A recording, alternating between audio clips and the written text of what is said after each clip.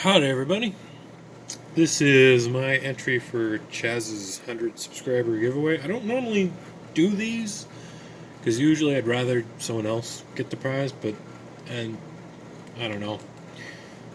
We'll see. I probably won't win anyway, but uh, I never get to show off my whole collection, so kind of want to. Um, Now he said one, but I have a lot of locks that I think are cool and or high security and or expensive and or live in my naughty bucket. So I'm going to show them all. We'll start with probably the most expensive lock in my collection, this Bully padlock. Actually, let's start with its younger brother, the Bully Mortis. Um, Pretty simple.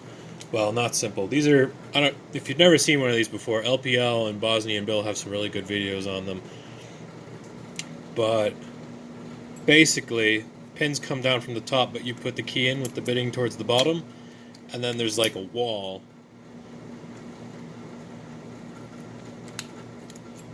that goes into this gap that keeps you from getting your picks at anything. It's a little bit more complicated than that. You have to push, there we go, in and then pull back out slightly. So, and the padlock is the same way, except it's got two prongs instead of one. My only complaint about this is that I think that these holes here should be chamfered all the way out to this wall, because sometimes when you're trying to put the shackle back in, it gets hung up on those lips, and it doesn't want to go in. Also, they use magnets to pull the ball bearings back in to the center when you turn the key, and they're not quite strong enough, because sometimes, there you go, you can see them, or not, but sometimes they don't, because they're not round, they don't roll back in, they're oblong. I am not gutting this padlock, by the way. I did that once. It is an absolute nightmare to put back together.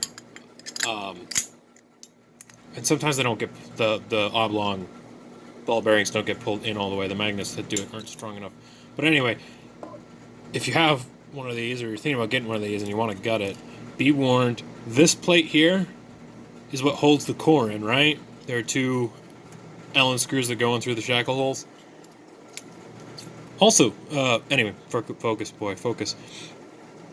There's no C-clip in the back of the core, so once it falls out of here, the whole core can disassemble, and it will, and you'll be left with a pile of pins and no idea where they're supposed to go. It's not a fun time, very unpleasant. I do not recommend doing. Also, if you look real closely, you can see that this side on the left here is slightly wider than this side, and that's because the key is slightly wider on that side, so you can't put it in backwards.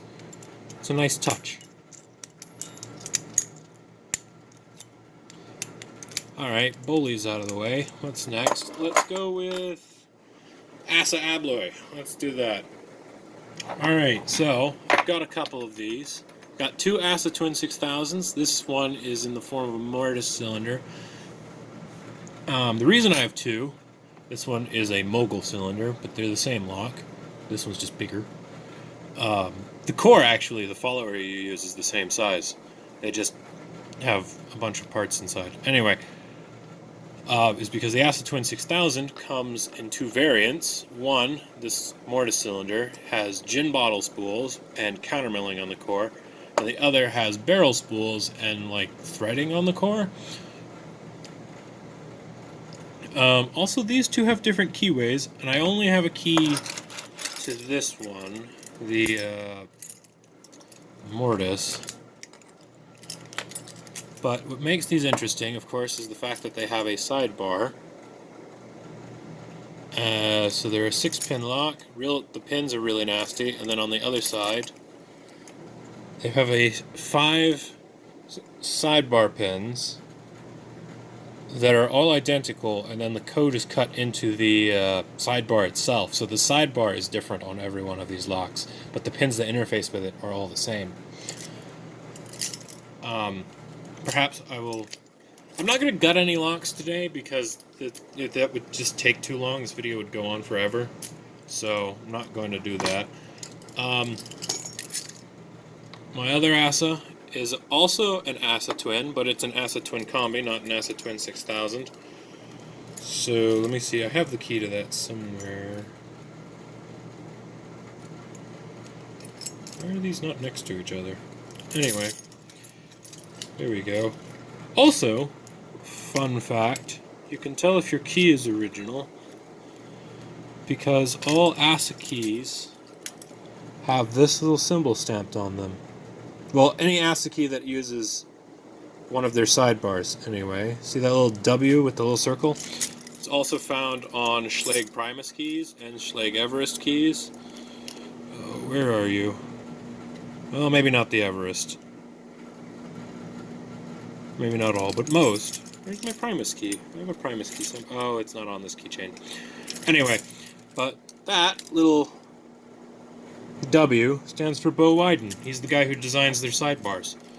Fun fact of the day. The Twin Combi is different from the Twin 6000 in that it still has all those pins on the top, but it has a different sidebar. It has the same sidebar as a Schlage Primus, except I think on the Combi it actually has false gates and serrations, whereas on the Primus it does not. But works beautifully. This one's an oval cylinder from, I think, Scandinavia. I'm not going to show, I do have a Primus, but I'm not going to show it because I already did a video on the Primus where I picked it. It was in this lock body, but now that's a different lock inside of there. Another ASA alloy I have is this 242. Used. It's got the C keyway. It's a little... Oh, come on, light. You can kind of see it. Yeah, here.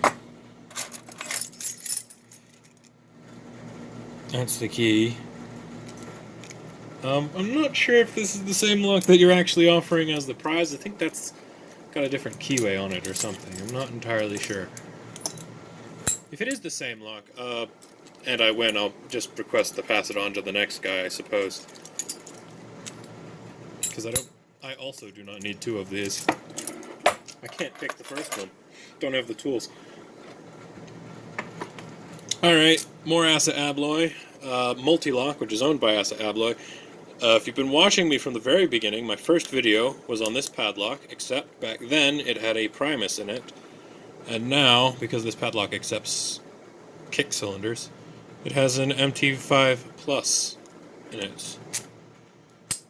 Which I got off somebody on eBay who didn't know what they were selling. Came in a doorknob, I took it out, now it's just a kick cylinder. Interesting about this, right? Interactive element at the tip, kind of like a multi-lock interactive, except instead of back here, it's up front, and it doesn't count as one of the normal pins. So you've still got your 5 multi-lock pin inside of a pin pins there, and that's some nasty ass bitting, by the way. I could not have asked for better bitting if I'd tried.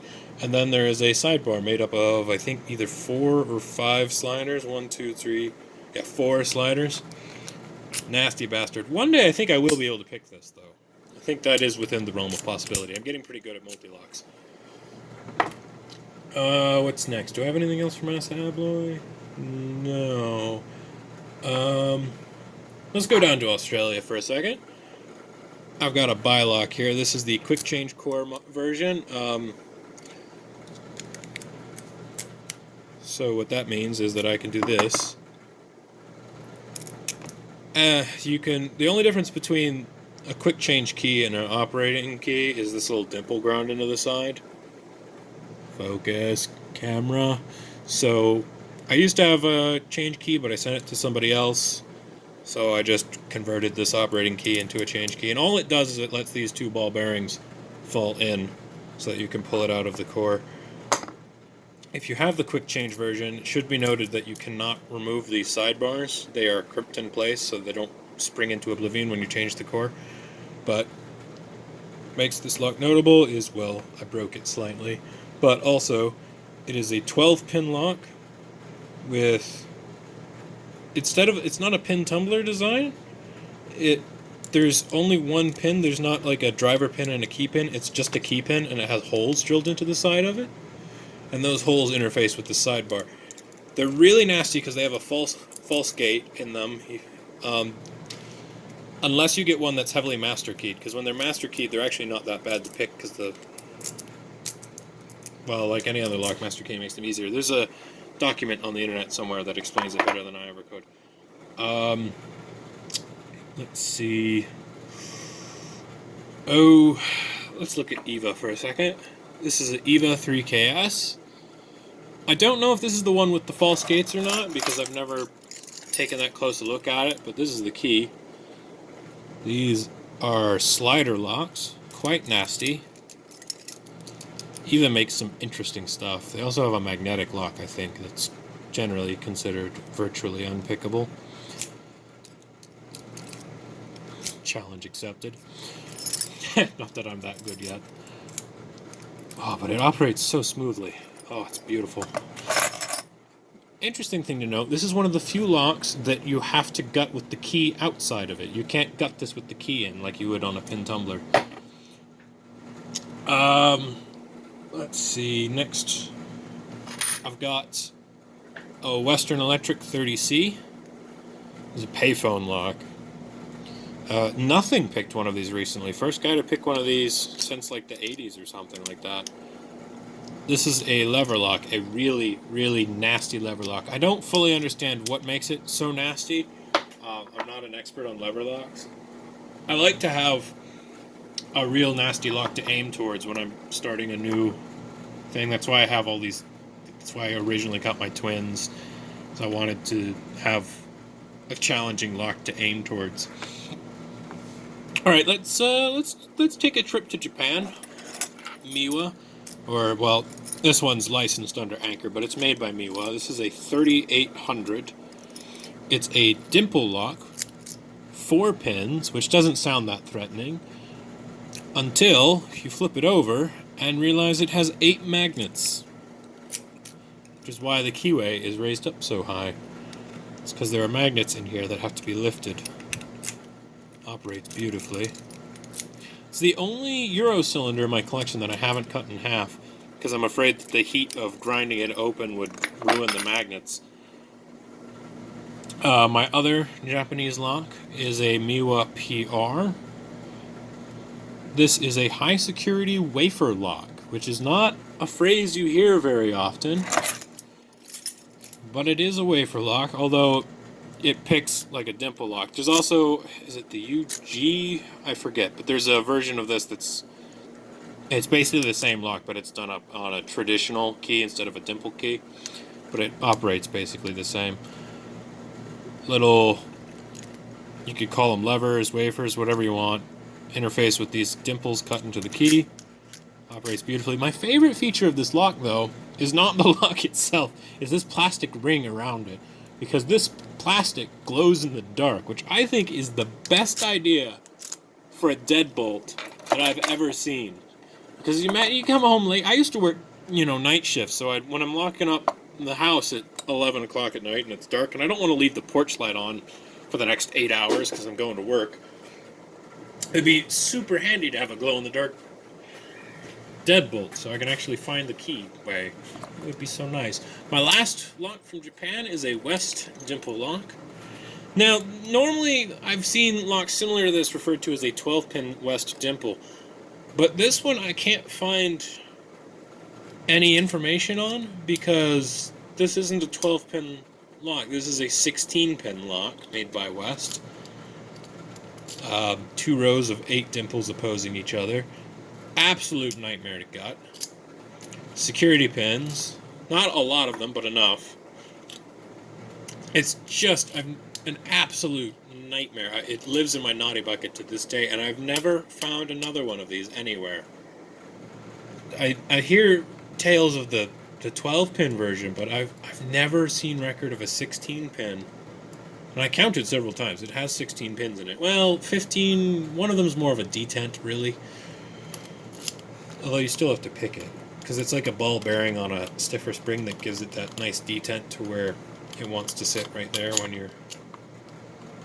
you've got it in the correct direction. Um, as you might have guessed, I've never picked any of the locks on this table.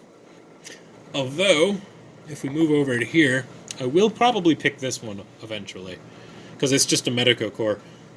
I say just a Medico core. 6-pin Medicos have been kicking my ass lately, so maybe not. This thing's seen a lot of use. I don't know if you can see that on camera, but that is one worn key, and this lock does not operate particularly well. There we go. I think it needs to be cleaned up. But this is a US Sargent & Greenleaf model 833. Heavy beast of a padlock. And I can't get the key out now.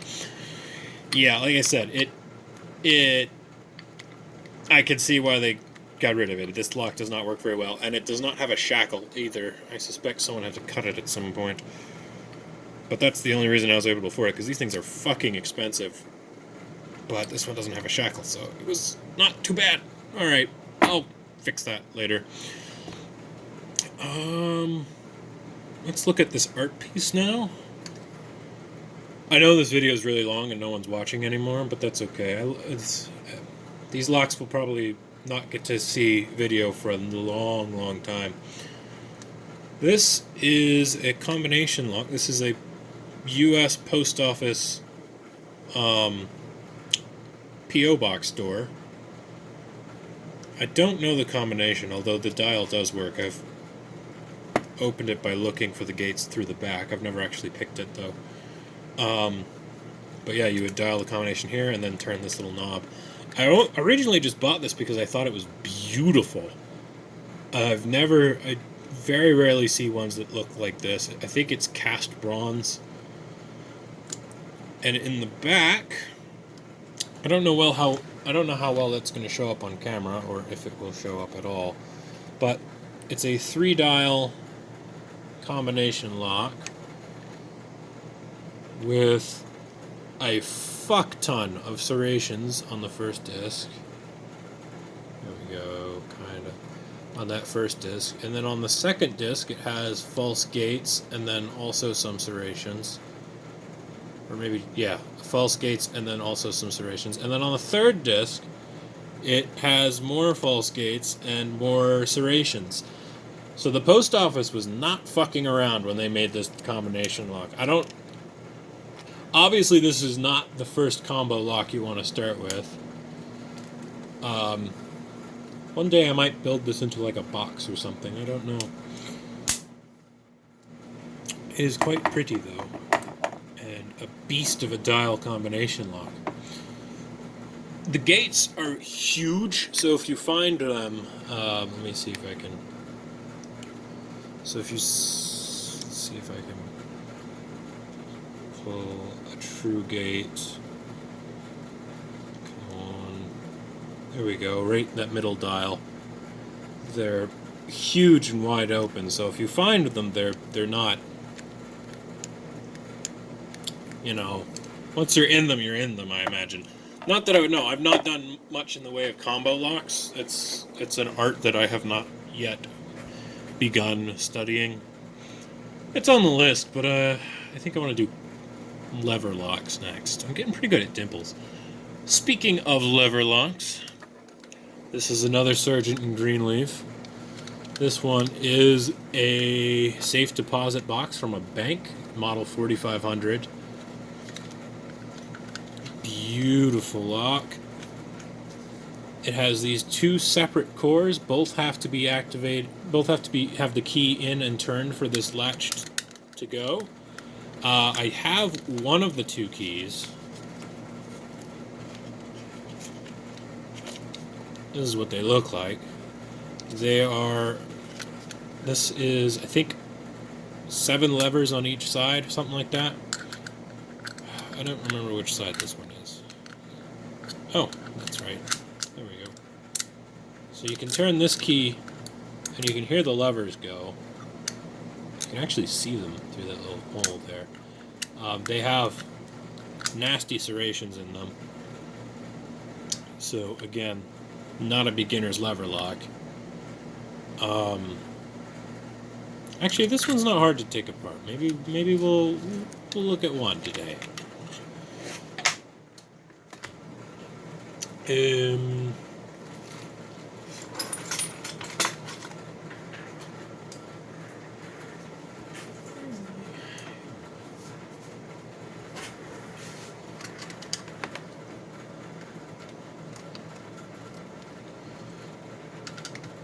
Because this one's an interesting mechanism, and it's not hard to take apart, so...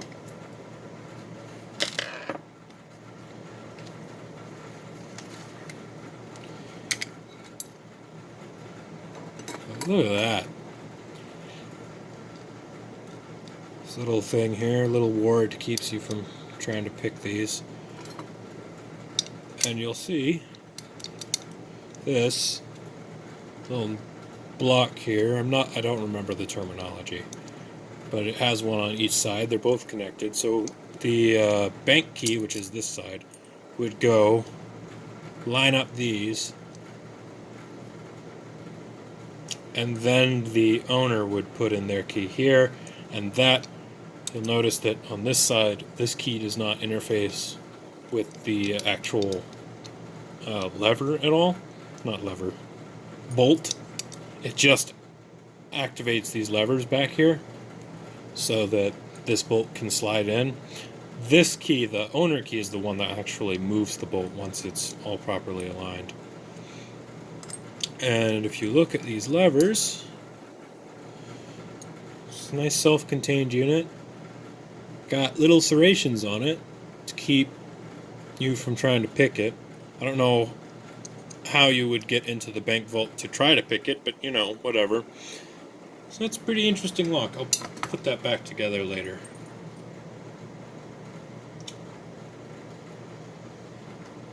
I think these ones and these ones. Yeah, there we go. Anyway.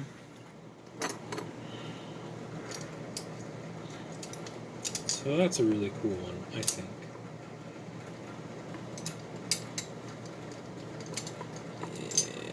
Yeah, we'll put that back together later. What's next? Ooh, Dom. Why not? Let's look at a Dom. This, I thought was a Dom IX. It might still be, I'm not sure. It's a split key, though. So it's a not dual custody, like a two-man rule kind of a deal. You have to get somebody with one half and another guy with the other half of the key. And it's literally halves of a key, which is interesting, although it doesn't work particularly well. My only concern with this lock is that it doesn't have all 9 pins in it. I don't know how well you can see into the back, but 2 or 3 of the pins in the back are missing, and nothing actually interfaces with this interactive element. I actually have 2 of these because they came as a key-to-like pair, and one of them has 1 more pin than the other, but neither of them have all of the pins. So I don't know what the hell that's about. Very weird. But what's interesting is that because it has 2 banks of pins next to each other, I don't know how that's showing up on camera. So the other thing that's weird is that one of the rows of pins has the skinny tips, and the other has the skinny tips as well, except for the front one. But anyway, what was I saying? I don't remember. Oh yeah, the pins, they're not circular. They're not cylinders. They're like round, but they've got like a dovetail on one side. It's really cool. You should look them up. Keeps them from spinning to the wrong side, because in order for this to work with good tolerances, the tops of the pins are rounded, like curved, so that they match the curvature of the cylinder.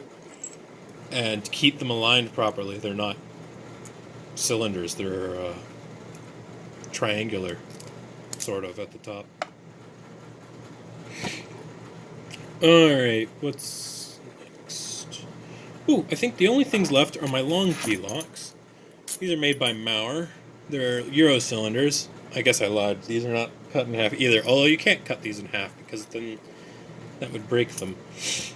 Because if you look here, you'll notice that these are designed for really narrow doors, So this side of the lock, which is the exterior side, only has 2 pins, and that would be incredibly terrible, particularly since it has a snap designed to break right after the 2 pins. So what do?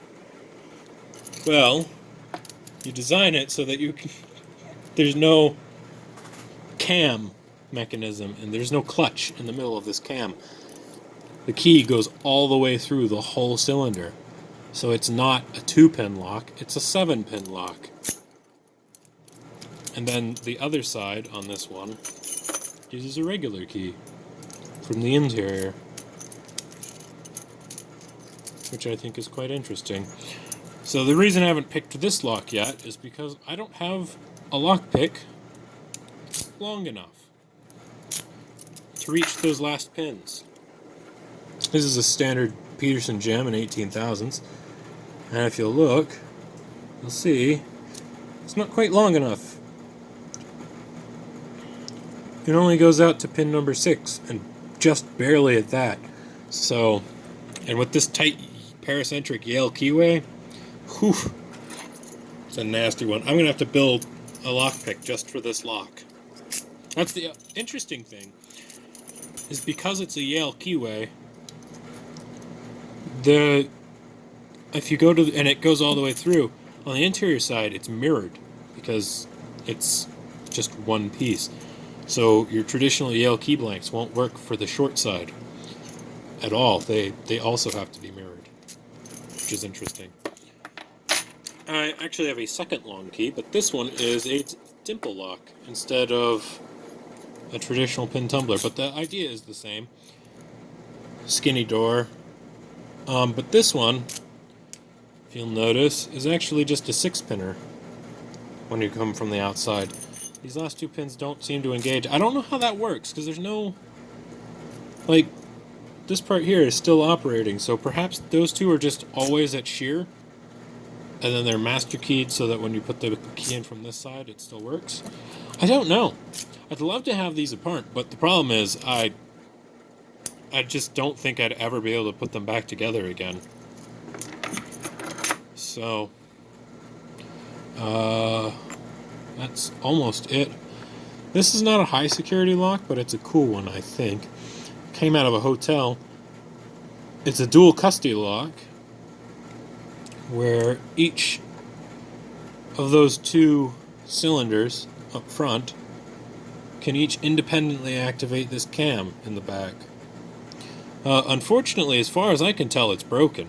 I don't have a key to it or anything, but I'm pretty sure it's just a wafer lock.